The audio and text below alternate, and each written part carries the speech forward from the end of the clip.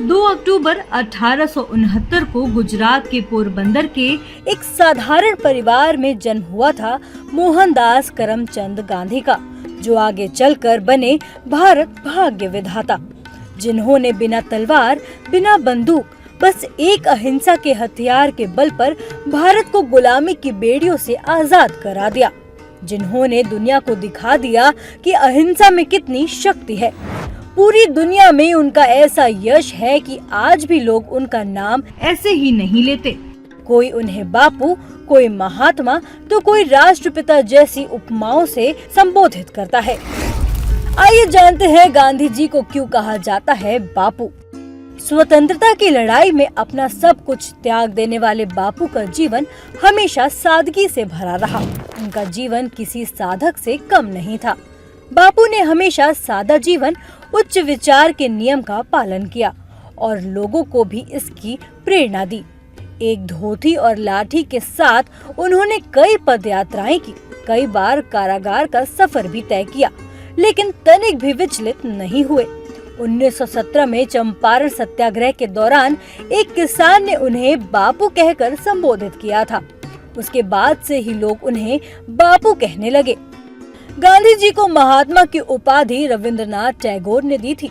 12 अप्रैल 1919 को रविंद्रनाथ टैगोर ने गांधी जी को एक पत्र लिखा था, जिसमें उन्होंने बापू को महात्मा कहकर संबोधित किया था। हालांकि कुछ लोग का मानना है कि 1915 में राजवैद्य जीवराम शास्त्री ने सबसे पहले गांधी जी को महात्मा कहा था।